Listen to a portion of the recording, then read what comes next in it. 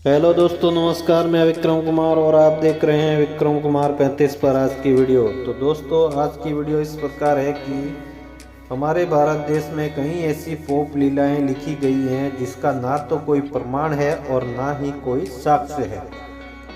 तो दोस्तों, आज हम भी एक ऐसी ही फोक लीला की पोक खोलने जा रहे हैं जिसको देखने के बाद, जिसको सुनने के बाद बहुत से मंदबुद्धि के लोग उल्टा सुल्टा कमेंट करते रहते हैं, लेकिन वो अपनी बुद्धि, तर्क और विवेक का इस्तेमाल नहीं करते हैं और हम उन्हीं के शास्त्रों में, ग्रंथों में लिखा हुआ का पर्दाफाश करते हैं। तो दोस्तों, आज हम बात करने वाले हैं भगवान गणेश जी के बारे में। इससे पहले दोस्तों, चैनल पर नए हैं तो प्लीज़ चैनल को अपना समझकर सब्सक्राइब कर लीजिए, क्योंकि हम इस चैनल पर पाखंडों की पोल खोलते रहते हैं। साथ ही बेल आइकन को दबा दीजिए ताकि हमारी वीडियो की नोटिफिकेशन आप तक पहुंचती रहे। चलिए दोस्तों, वीडियो को करते हैं शुरू। दोस्तों, हमारे देश में बहुत सी कथाएं हैं। उन कथाओं में कुछ ऐसी कथाएं हैं जिनको सुनकर आपके अपने कानों पर भी भरोसा नहीं होगा और आप यही सोचेंगे कि ऐसा भी हो सकता है क्या। लेकिन यहाँ पर ब्राह्मणवादी विचारधारा के लोगों ने आज तक ऐसा लिख दिया है, मानते चले जिनको। लेकिन अभी भी मौका है, सुधर जाइए।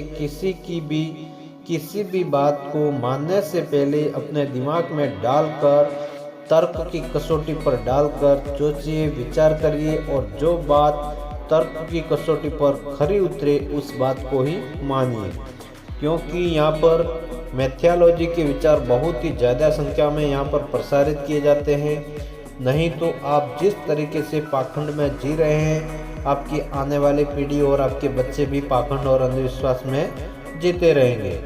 दोस्तों, आज हम बात कर रहे हैं जो हमारे देश में एक झूठा प्रचार फैलाया गया है गणेश जी के बारे में। तो आज हम गणेश का पर्दाफाश करेंगे कि किस प्रकार से ब्राह्मणवादी लोग हम सबको बेवकूफ़ बनाते हैं और हमसे धन लूटने का काम करते हैं। ब्राह्मणों ने अपने ब्राह्मणवादी ग्रंथों में लिखा है कि एक बार पार्वती को नहाने की सूझी, स्नान करने की सूझी। अब इन पाखंडियों को कि इन धूर्तों की यहीं पर पोल खुल जाती है कि लिख दिया कि नहाने की सूझी। विचार करिएगा कि क्या कोई इंसान कभी नहाता नहीं होगा कि उसके मन में अचानक विचार आया कि नहाने की सूझी।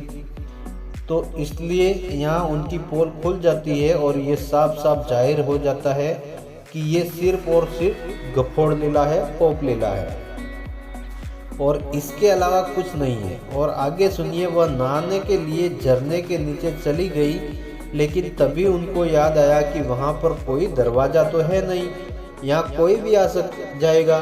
तो उन्होंने क्या किया, अपने मैल को छुड़ाया और मैल छुड़ाने के बाद उस मैल से एक लड़का तैयार कर दिया। लड़का भी छोटा नहीं, बड़ा, जो कि किसी से भी युद्ध कर सके, ऐसा लड़का तैयार किया और उस लड़के को पैरवी करने पर रख दिया। और पार्वती नहाने के लिए अंदर चली गई कुटिया में और वो नहाने लगती है और लड़का गेट पर खड़ा होता है। तभी उन्हीं पार्वती के पति शिव यहाँ पर आते हैं। उनके पति जो शिव है, उनके बारे में भी बताया गया है कि शिव से कुछ भी छुपा नहीं है।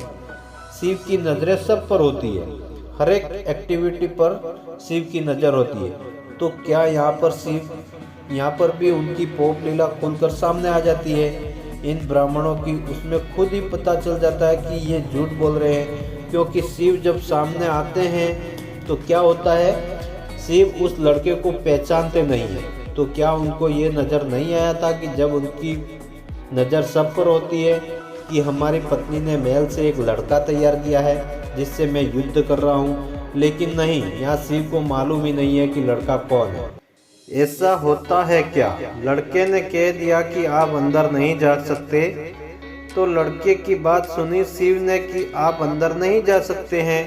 तब शिव बोले, क्यों नहीं जा सकते हैं। लड़का बोला कि अंदर मेरी माता स्नान कर रही है। जब बोले मेरी माता स्नान कर रही है, शिव सोचने लगे शायद मैं किसी दूसरे के घर में आ गया हूँ। तो कहने लगे, कोई बात नहीं बेटा, मैं चला जाता हूँ, शायद मैं दूसरे के घर में आ गया हूँ। तब फिर शिव ने चारों ओर देखा, तब पता चला कि माहौल तो सेम वही दिख रहा है जो मेरे घर के चारों ओर होता है। तो फिर कहने लगे, बेटा यह तुम्हारा घर नहीं है और यहाँ पर तुम्हारी कोई माता नहीं नहा रही है, मेरी पत्नी पार्वती नहा रही होगी। आखिर तुम कौन हो? बोले कि मैं गौरी पुत्र गणेश हूँ। शिव बोले कि तुम गौरी पुत्र गणेश हो? एकदम अचंभित हो गए शिव बोले कि मुझे तो पता ही नहीं है कि मेरा बच्चा है या नहीं है, लेकिन ये कहाँ से टपका। वो जोश में पड़ गए और शिव बोले कि आप मेरे बेटे हो ही नहीं सकते, लेकिन मैं अंदर जाना चाहता हूँ। अगर तुम्हारी माता भी है फिर भी कोई बात नहीं है, मैं उन्हीं का पति हूँ। लड़का बोला, आप कोई भी हो, आप अंदर नहीं जा सकते। आपको अंदर जाना है तो मुझसे युद्ध करना होगा। दोनों में युद्ध चलता रहा। यहाँ पर भी इन ब्राह्मणों की पोप लीला खुल जाती है, सामने आती है। इन्होंने लिख दिया यहाँ पर कि वो युद्ध है वो 10,000 वर्षों तक चला। कितना? 10,000 वर्षों तक चला, लेकिन मैया अभी भी नहा रही है। यह समझिए कि कितना भारी स्नान कर रही है, कितना बड़ा स्नान है उनका कि युद्ध होते 10,000 वर्ष हो गए, लेकिन मैया अभी नहाकर नहीं निकली है। हाँ जी, अभी तक नहीं निकली। क्या अभी भी युद्ध जारी है? और जैसे ही युद्ध होता है, उस युद्ध में बहुत से सपोर्टर आते हैं, लड़का गिरा देता है। लेकिन फिर क्या होता है, जब शिव को गुस्सा आता है तो उस लड़के का शीश काट देते हैं।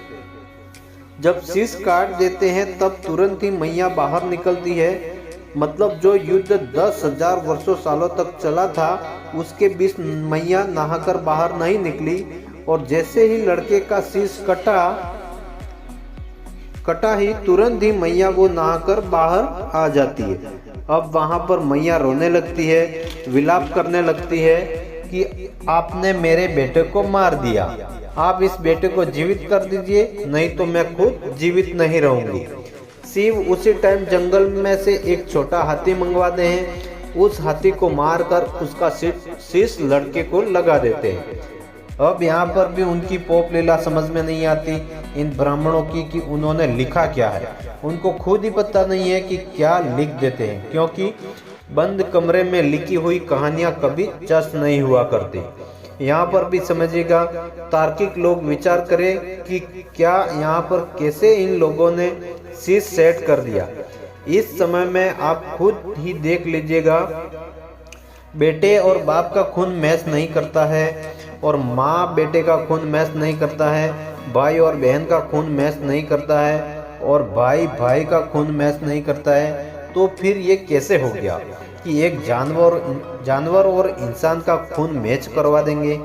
और अगर होता तो आज भी होना चाहिए, परंतु नहीं होता है। फिर भी अगर कोई बात नहीं इस बात को मानता है, तो मेरी समझ में अगर कोई इंसान इस बात को मानता है तो मेरी समझ में वह महामूर्ख है। खैर कोई बात नहीं, इतना होता तब भी कोई बात नहीं है कि आगे और देखिए।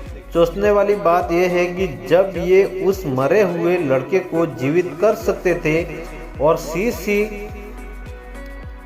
जब शीश फिट कर सकते थे, तो उस लड़के का शीश भी तो वहीं पास में पड़ा हुआ था, लेकिन उसको वह फिट नहीं कर सके। क्यों? क्योंकि अगर उसको फिट करते तो वह पोप लीला कैसे लिखी जाती? जैसा लिखा गया वैसा ही लोगों ने मान लिया।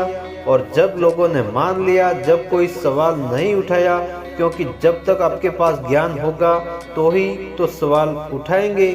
किसी ने सवाल नहीं उठाया और उनकी झूठ लीला जो है वो चलती रही।